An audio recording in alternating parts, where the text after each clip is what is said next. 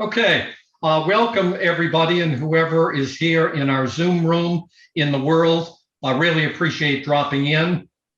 This is our Men Talk Shop, parentheses, and Life Admin. Love to have you. And if you believe that you'd like to have any more of these, please feel free to smash that subscribe button, press like 155 times. It will not be like a voting ballot, but just press like, subscribe for us. And we have a variety of topics that we're doing, from everything from men dealing with cancer to relationships to mental health to what is your favorite tool. So anyways, with that, thanks for everybody jumping on. So I'd like to jump in today. And we have Jim Sparks, friend of mine here in Pensacola, connected and has been for a number of years, off and on to the University of West Florida. We also have, and if give a quick wave, my good friend Leo Sandy. They're up in New Hampshire in the woods. There may or may not be a bear that will come across his back screen, where we get the pics on a regular basis of what's happening, or pics of Leo on his horse, Jackson.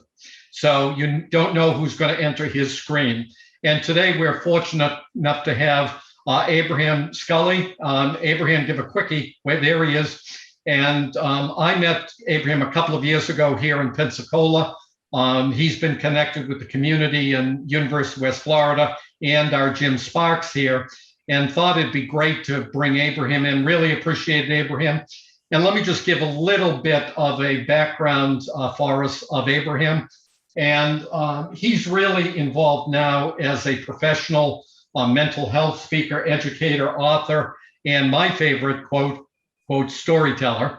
That's what we're here for, and really is on a mission to look at issues, mythology, stigmatization, et cetera, around mental health. What it is, how can we deal with it? How do we get access? What are the things that hold us up, particularly as men, along those issues during our lifetime? And he has done a documentary film each and every day on MTV that we'd love to be able to access, maybe pull in at some point. And I'm going to kind of pull in and work with Abraham on this. But in short, Abraham was doing college, an undergraduate degree, and at which point, and I won't go into too much of the detail, but really started to experience issues in regards to his own personal mental health. In and around, I think, his second semester in college here. And this is looking at, and Abraham likes to talk about this, where does this fit in with his family and generation in some of this? The bottom line is Abraham took a hiatus, number of months, and at which point decided, yep, let's give it another shot, came back to college. And I'd love to jump up and down, but I think I may break a bone or two. But Abraham went back to college and walked across the stage. And I loved that vision in my mind. Got his BA in psychology, decided that, became the master of art of storytelling in regards to some of these issues, particularly about young men and what that may mean in his life. And at which point now taking those stories in a book that he wrote called Unlearn the Lies, a guide to reshaping the way we think about depression. And we have links to that we'd like to provide in our resource file. So with this, both physically and virtually, Abraham has been out there in the world doing this. He's also been involved in education this past year. And elementary, junior high, or high school, Abraham? Middle school. So middle, okay. Yeah. I knew it was happening. I couldn't get where in the developmental cycle, as they would say. Anyways, with that, listen, once again, thanks, Abraham. With that, I'm going to just jump in. That is the quote bio, a little bit about our connection. What I'd like to start off with, if you could help us, Abraham, just a little bit more of the details. And again, please feel free. We don't have to get into super detail, but I'd love to hear, and particularly if you can be thinking with an audience in mind, how did you know okay, at that stage in your life, how did you know that there was a quote mental health issue? And if you could, and generically, how did that start to affect your life at that point in time a few years ago? Yeah, so great question. And first of all, I want to say thank you again for the opportunity to join and share. So, how I knew it had a lot to do with how I was able to function and perform on a daily basis versus how I was functioning on a daily basis at that moment. So, I've always known myself to be an optimistic guy, self motivated, self determined. If there's something out of life that I wanted, figured out how to get it, and I would go after it, with Okay. everything in me. But Mhm. it was during that time of my life where I couldn't find that energy. I couldn't find the ability to think through situations. I couldn't, it was like I was in this spiral that was Mhm. sinking down into this unending space. Gotcha. And it was unlike me completely. It wasn't this funk that you could just snap out of. It wasn't just a thought that I couldn't stop thinking. It was more than that. And once Right. I realized that it was a detriment to my daily functioning, so at that time, I stopped going to classes regularly. I stopped going to work regularly. I stopped hanging out with friends and I just wanted to isolate. So because I knew who I was prior to that point, I was able to quickly pinpoint there's something going on. I don't know what it is, but I know that there's something going on. Okay, with that, and the thing that fascinates me, and I'd love to pull in my good friend Leo about this, Abraham, is that you had still a self-awareness, if you would, a kind of a conscious sounds like a level, but you had a self-awareness that quote something is wrong. Here's quote who I am before something is going on. What do I do about it? If I could just throw in at this point also, Abraham, at that point, what was the role of quote family, friends, colleagues, the quote community, universe, college, friend, whatever? But those around you, you had this kind of self awareness, something's going on. But what role did they play at that time? Was anybody giving you feedback or said, what, I'd love to know what else was happening in that bubble when you were isolated. Yeah, that's a great question. So, just to give some context, I'm actually the first in my family to graduate from high school and go off to college. Okay. So, no one in my immediate family has done that before, let alone, graduate and have a degree. No one left home.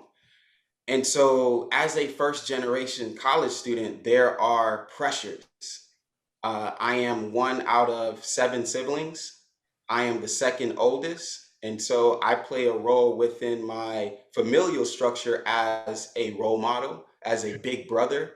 Mhm. And so there was that pressure, in addition to creating a blueprint for what it is like to leave home and be a successful college student.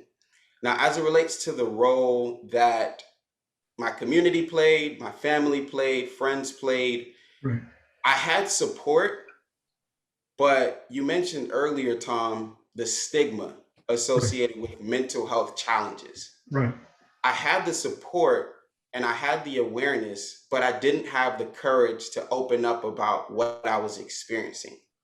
And so, although I had friends that I could, that I sat down with and could have honest conversations with, there was always this piece of me that said, you got to hold that part back though. You can't share Right. those negative thoughts that are keeping you up at night. You can't share the fact that you're not able to sleep and you're coping with these negative coping mechanisms. You can't share the fact that you're not feeling motivation and inspiration and you're not feeling like yourself. Now, that wasn't anything that my support system told me, but that was in relation to the stigma that's Right. associated with it and my negative perception of dealing with a mental health issue as a man. Yeah. So, luckily, I had a really good friend of mine who saw the signs and she saw that something was off and she called me and she called me out, right? And it was a tough conversation. I Mhm. tried my best to dance around what was actually going on. I tried to lie my way out of really telling her what was happening. And she said, I am not getting off of the phone until you tell me what's going on. And if you Okay. don't open up, I will show up at your front door. Yeah. So when you have that kind of friend, right, who's Right. holding Right. you Kind accountable of. to that level, Yeah. Putting it right to you. Yeah. yeah, just calling you out on all of your mess, right? Right. Right. So I was I'm put in a, I'm thinking, Abraham, that it sounds like she was a better dancer than you. absolutely. So she I really couldn't keep came, put it, up. and said, "No more. What's happening?" Exactly. And Yeah. I'm so grateful for that conversation because that is what opened up the space for me to share what was going on for the first time. It wasn't Okay. until that conversation where I opened up. And because I opened up, that friend actually directed me to the resources that I needed, which was the counseling center on our school's campus. And that is what changed the trajectory of how I approach my mental health. So this person not only obviously had known you, can basically confront you with this is the reality that I'm seeing, but also had information and helped the bridge to quote real resources. Almost immediately. Whoa. Leo, what are you thinking about some of this of what Abraham is beginning to share with us? Yeah, I'm thinking that, it sounds like a perfect storm. Oh, yeah. Some things came together at a particular time of his development, Right. and just cause that spiral to go down. I mean, depression usually involves loss of control, loss of freedom, loss of adolescence. There's some elements of loss to depression. The pressure you put on yourself where you feel you can't control more things, you can't do more. That's a loss in a way. So there are all kinds of loss. But he also brings up the charismatic adult that Robert Brooks talked about. That one person in one's life that takes an interest in them and cares about them and nurtures them and leads them on to more positive directions and so forth. So There that's is, a and combination of things here that's textbook pretty much. And the thing that, and I know Leo had brought up previously, and I certainly from my experience in life, Abram, you mentioned this piece about, and really nice about context of quote, the role model, and how certainly the definition of that changes over cultures and years and stuff like that, but still how what you having the quote pressure and family positioning, some of that background, and I'm going to use that term about Leo's, the perfect storm. It sounds like that also was about the expectation of you, about education, first one, your age, all of that type of thing. Probably it sounds like adding to that all at the same time a bit. And then Leo's point of that individual, there's often, well, what can one individual really do? Well, the way you're suggesting to us, Abraham, that maybe one individual can be pretty powerful in one's development and where we go from there. Absolutely. And so with that, you now have this where person, significant other, giving the position from their reality, his resources. You then, with all of that, and the pressure of don't talk about it, okay, because that's where we were built. That's our, it's built in. No, we don't talk that. Suck it up. Okay. Yep. But you enter, and I think it would be interesting to us that maybe just a few years older than you, that we think, well, we've been around a long time. Stigma around mental health, that's only for our age group. Everything has changed. It should be easy, wonderful, boom, but you clearly are bringing to us that that's not the case. So if you could, as you enter, and if I may, a title from a book that I love is Building the Bridge as You Walk on It. You entered this kind of space, this twilight zone. Can you share just a little bit? How did you begin to negotiate through that next stage? That's So a really good. Yeah, you're that's a looking really through good the other question. side, and you can, well, geez, what just happened, or now what do I do? Yeah, and I think that's really good because it's now I have an opportunity to give clarity on what that journey looked like, because Mm. I'm sharing it now and I'm saying because of my friend I was able to get the resources, but in that moment it wasn't as easy as it sounds right now, because in addition to the stigma that played a role as a man, right? And then as a black man, and then as a man who's come from a Christian household, as a man of two Jamaican parents who moved from Jamaica to America in pursuit of a better life. There's stigma coming from all different directions, cultural stigma, right? Correct. Gotcha. Yeah, and so there was also this belief that as a Christian, right, I should be able to pray things like this away. As a Christian, I shouldn't struggle with this because that is an expression of my weakness as a Christian or my lack of faith. So not only was stigma coming from the angle of I don't want to be weak as a man to express my vulnerabilities, but there are so many layers to it. So I had to really get honest with myself. And after that conversation with my friend at the time, it took weeks before I took advantage of the resources. I didn't go right away because I was battling with all of these thoughts and all of the negative ideas about being challenged with my mental health, struggling to figure out why can't I just get over this? I've gotten through other things before. I've broken a bone playing high school football. I've, had bad breakups in relationships. I have made it out of high school to go to college. There are so many challenges that I've experienced. My parents are divorced and I got through that. Right. And so I'm thinking to myself, this is something that I can't even necessarily see. This is something that's going on here. Why is it that I can't get through this like I've gotten through everything else? So I share that just to give you some, clarity as to what was holding me back. But the determining factor was that I was sick and tired of being sick and tired. Right. I was sick and tired of going to sleep depressed, waking up depressed, knowing that I wasn't myself, and not having the energy, the motivation, anything to do anything. A lot of what my life looked like during that time was in bed with the blinds closed, even though it was broad daylight outside, Right. right? In my safe space.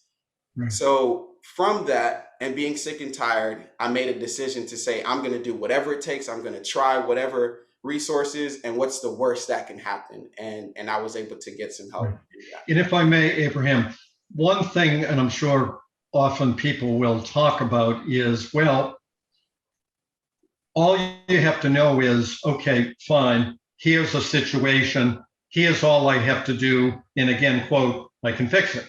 So long as I recognize it, I should be able to then, boom, go right ahead. What I'm hearing, and if you could share with our audience, is even though you went through this, you were given through resources, and you had all of these influences, it wasn't, I'm just going to guess, you didn't wake up one day and just throw the covers off, open up the light and say, phew, boy, that was tough, I'm fine. Absolutely not. It probably was so if you could slide into that of quote, the journey, and then it, which was, and people always kind of think this too in the world of issues about mental health or recovery, if you will, personal recovery is that once you realize that you're getting help, it must be linear that you then progress to where you are. There's no setbacks. You just keep going, boom, boom, boom, everything is fine. If you could just address that, I'm guessing that wasn't the case for you.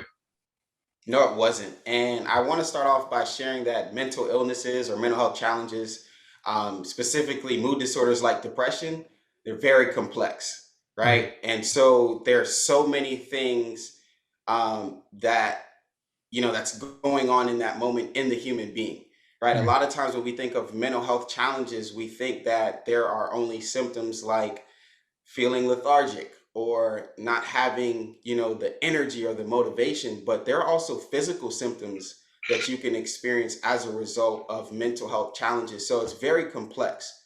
So I will share that, but my journey actually looked like having the understanding of what depression was. Prior to having that conversation with my friend, I didn't know what depression was as an illness. Right. Growing up in my household, we never talked about mental health. We never talked about anxiety. We never talked about depression. I had no idea what any of that was. My association with mental health challenges was that it was things that weak people experienced. And so if I'm not a weak person, then I shouldn't experience that.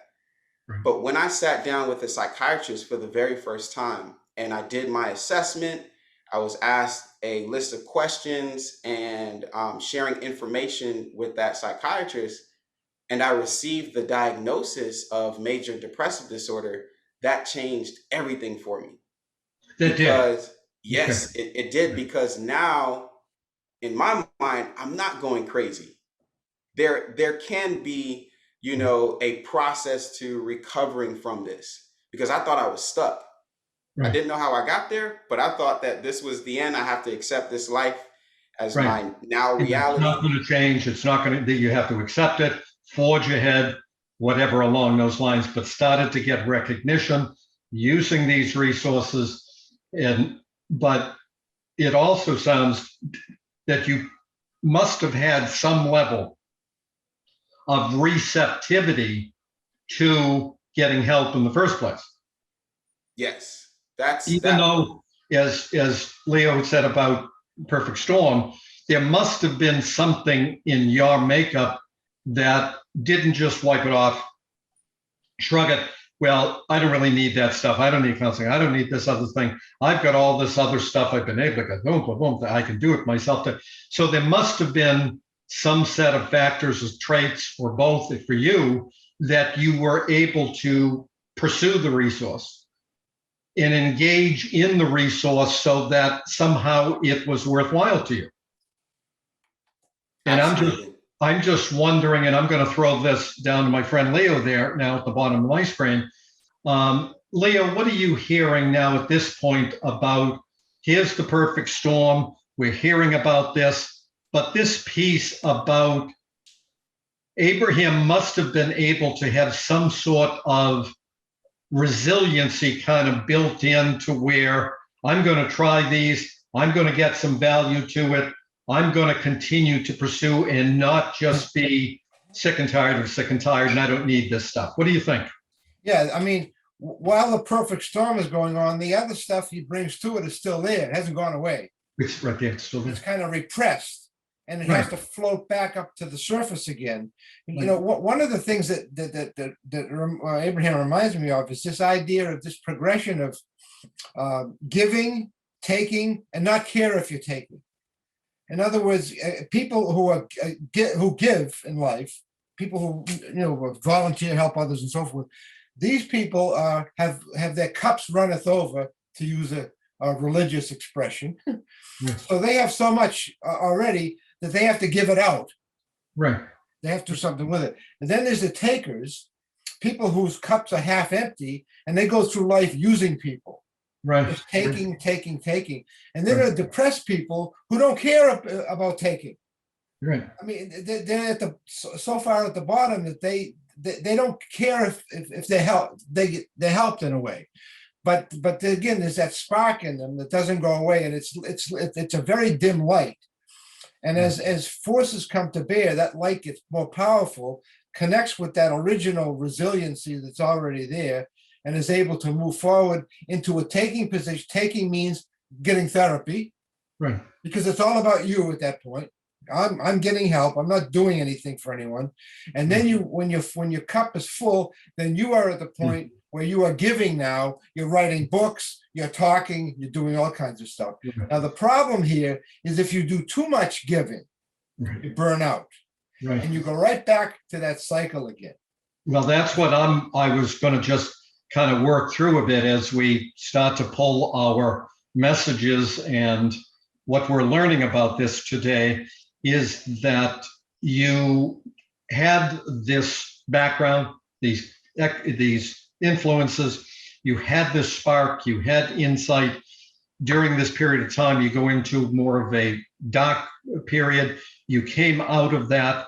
And as Leo was making mention, what do you do, Abraham, now with, well, we can put it in one version of, giving too much, or this could never happen again, or what is it that you do by way of recharging, keeping in touch with yourself, how that may or may not influence you keeping at a level of functioning you want, but in particular, how does some of those outside of self, family, faith, friends, colleagues, student, whatever, how do those fit into you then staying at that personal functioning level that you want to now?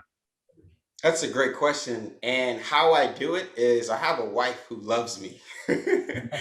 And because it's so challenging for me to tune in with myself at times, I have someone who spends a lot of time with me that can see the picture that's outside of the frame, if that makes sense. So, because I'm doing work that I am passionate about, that I love, it a lot of times it doesn't feel like work. So I can have early mornings and late nights, and like you mentioned earlier, Tom, the energy is just flowing. I don't know if it's youthful energy or just passionate energy. And so there are a lot of times where I get close to getting to a level where I don't have the capacity to give, or I don't have the passion or the desire because of things like burnout, right? And Right. because I'm giving, on a constant basis, and I'm finding opportunities to do so. So the ways that I'm able to, you know, uh, refill my cup. So I have what I call a self-awareness check. And I do this a couple times a week, and I ask myself three simple questions. How have I been thinking over the last couple of hours or couple of days? How have I been feeling over the last couple of hours or couple of days? And how have I been behaving? Because if I don't tune in with myself, I have no idea how self is doing. And if I'm honest with myself when answering those questions, I'm able to gauge where am I on this spectrum, and Mhm. what do I need to do in order Mhm. to make sure that I'm filling myself in order to continue to give back. So I also have what I call the mental training checklist, which is something that I use. So I practice gratitude journaling. I exercise for my mental health. I practice meditation, deep breathing exercises, stretching, and spending time with family members and friends. As a result of the pandemic, my family and I, because we're not in close proximity, we decided to start doing Zoom calls. So we're meeting on Zoom once a week. I was able to meet my new niece, who is 4 months old, over Zoom, and then I was able to meet her in person a couple weeks ago when I traveled to go see them. So doing things like that really help to keep things in line. So that I'm not getting to the place where I'm empty and still trying to fill, because that's very easy for me to do because of the type of work that I do, and what I get from that. So I hope that answers that question. Yeah, it most certainly does. It most certainly does. Um, do you sleep with all the checklists? I was just, if you go through, you still have time. I'm just, And the very important question is, does a child crying on Zoom sound like a child crying in person? We'll Absolutely not. we'll do that as another Zoom focus on that. But I was just, as we kind of really start to pull this together, Leo, any last thoughts, ideas of what's Abraham is presenting and how we might be able to, again, reinforce that, share that with our audience? Yeah, this idea of giving, gratitude comes out of the field of positive psychology. Lots of research on that, and it's found that people, when they do service for others, they not only live longer, but they're physically healthier and they're mentally healthier. There's something about service. So service learning is something that I started in a couple of universities, and if we could start service learning in schools, spread it. It is in some schools now, but if we can spread that, kids can get a sense of giving, and they can fill their cups, because a lot of kids in school have empty cups. Well, Cups. A lot of that kids. that So really brings. if they feel, let me give you one example. There were 3 delinquents who the judge sentenced to work with some disabled kids. And these kids did not want to do this, but they had to. So they walked up to this place where these kids were, and the kids were very happy to see them. And every time they came, the kids were jumping in their wheelchairs. And these kids had never had anybody in their lives look forward to their coming. Yeah, yeah. And it totally transformed them, because they felt the service then transformed them into people who felt like they count in life. They are making someone else's life better. And that's a very, very powerful thing. And again, we have to watch out for burnout, but that idea is just so powerful. We have to do more to encourage that and institutionalize it in our society, I think. And I think you're just bringing out so many points there, Leo. And I do love the pieces, Abraham, that you're talking about, checklists, needing to kind of check back in. It doesn't mean that once you've got through these stages that you're all set, nothing's ever going to happen again for the rest of your life, but you're aware in regards to that, checking in. But as Leo brings out some of those pieces about service, but the thing that hit me also about, quote, which I find fascinating, is about, quote, gratitude and how you can be, how that fits into one's life, whether it's through journaling, service, whatever along those lines. And some fascinating pieces to that. And I'm so thrilled, really so thrilled that we came back together again. I still think we need to do Waffle House to kind of bring this all back together again. But I personally want to thank you for jumping in with an incredible schedule and also important story for all of us. I want to thank Jim Sparks here in terms of kind of keeping us on track and who does what to whom and how, and can kind of come up with some material that we'll review and hopefully share with the world. And my friend Leo Sandy is part of this with his life experience. So with that, I'd like to say goodbye to everybody. Thanks a lot. Keep us in mind, and we'll see you next time.